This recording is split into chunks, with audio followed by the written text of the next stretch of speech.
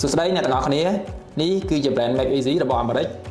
model Rome M ដែលកម្រិតការពារធ្លាក់វាគឺរហូតដល់ទៅ16 feet ស្មើនឹង 4.8 ម៉ែត្រហើយ model នេះផងដែរគឺសម្រាប់ iPhone 15 Pro Max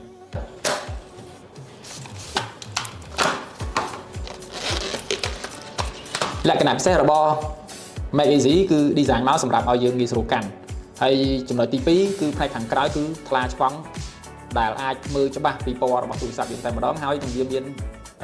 រង្វង់ MagSafe ដែលងាយស្រួលឲ្យយើងប្រើចំនួនឧបករណ៍ផ្សេងៗបានហើយខ្ញុំសូមបញ្ជាក់មួយទៀតតើតើជាមួយសាច់ខាងក្រោយនេះគឺយើងប្រើយូរយ៉ាងណាក៏វាមិនប្រែពណ៌ដែរហើយវាមានចំណុចពិសេសមួយទៀតត្រង់ថាវាការពារឆ្កូតបានយ៉ាងល្អហើយសាច់ខាងគៀនរបស់វាគឺមានភាពស្ដើងស្រាលហើយនឹងកាត់ស្នាមម្រាមដៃបានយ៉ាងល្អហើយនឹងបេតុងចុចគឺវាមានភាព response ល្អព្រមទាំងបើសិនជាយើងដាក់កាមេរ៉ាផ្កាយនៅលើតុក៏វាអាចការពារនៅកាមេរ៉ារបស់យើងដែរព្រោះដោយសារតែ case នេះគឺវាធ្វើឡើងកម្រិតខ្ពស់ជាងកាមេរ៉ារបស់យើងហើយផ្នែកខាងមុខរបស់វាគឺវាធ្វើខ្ពស់ជាង screen របស់យើងដូចគ្នាអញ្ចឹងអ្នកទាំងអស់គ្នា